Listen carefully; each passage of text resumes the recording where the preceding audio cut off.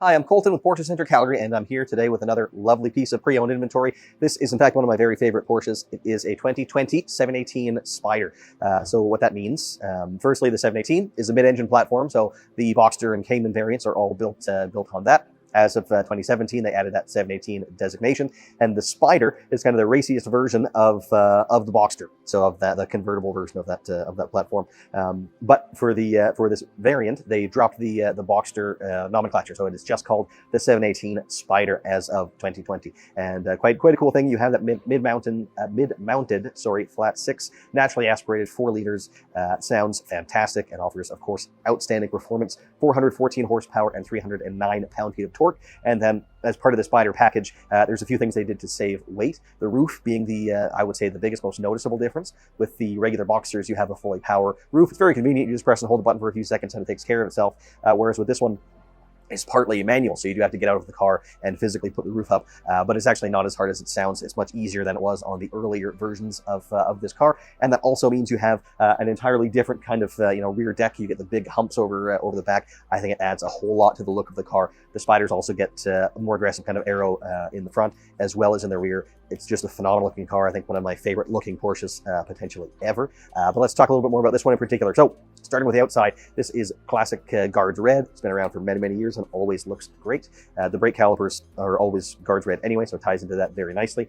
These wheels are the 20-inch 718 Spyder wheel, but they are finished in the satin platinum, which is kind of that gray, gunmetal gray finish, which I think looks really nice on the car. The headlights are the top level. They're the LED PDLS Plus, Porsche Dynamic Lighting System Plus. So that means they will turn with the steering wheel. They'll look further down the road as you speed up. They'll move more quickly in sport mode. And they have the auto high beam function too, so you can leave your high beams on in that auto mode. And when it sees another car coming the other way, it prevents them from dazzling that oncoming driver. So you don't have to worry about turning them on and off if you are driving the car at night. But then let's move on to the inside of this one. So there's quite a bit of standard equipment on a Spyder compared to a regular Boxster. So if there's some things I don't mention, keep that in mind too, that there are differences in standard equipment. Starting with the seats, this has the Sport Plus seats that would be optional on the other cars. They're just a little bit more heavily bolstered than you would get in the standard seat in a non-Spyder. These are heated as well, which was an option, but that box was ticked, which is of course always nice to see. This one also has the Bose sound system upgrade. It has the auto dimming mirror inside, and then the exterior mirrors are power folding as well. And then an option that is I think criminally misunderstood is the smoking package, which this one is equipped with. So without that, you have just kind of a small open tray, I'll call it, in the center console. With the smoking package, you get a lid over that space, so it just looks a lot more kind of clean and well finished. It's not an indicator at all that previous owner might have smoked in the car.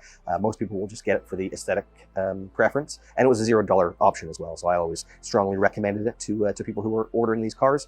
The trim in here is the black brushed aluminum, probably my favorite trim as well. It has that brushed kind of texture, so it's going to hide the scratches and fingerprints and stuff like that a little bit better than a gloss finish would, and isn't available on all of the cars, only your GTSs and Spyders and things like that. So it's always a nice thing to see. Option wise, I think that's just about everything I wanted to go over. One significant thing that I miss off the top that is pretty important would be the transmission. With this one, it has a true 6-speed manual transmission with a clutch, which is becoming more and more rare every year, it seems. The dual clutch automatics are great, but you just can't replace the engagement you get with the manual. And in a car like this, a mid-engine car, rear-wheel drive with a manual, it's about as pure as you can get. And in fact, another thing I haven't mentioned yet is that you can't order these cars anymore. The 718 Spyders are now out of production. They have introduced the Spyder RS, which is an even more extreme version, but those cars are dual clutch only. They're a little bit more race focused, which can be seen as a positive, but arguably I think this is a more well-rounded car, a car you can drive every day and get so much more out of it than those cars, which are great, but for a very much more specific purpose. So that's where I mentioned that this is one of my favorites. That's why you're getting so much Porsche performance with very minimal sacrifice, and it looks phenomenal. So that pretty well sums up my presentation on this one, but if you want to learn more, please do give us a call or pay us a visit. Thanks very much for watching.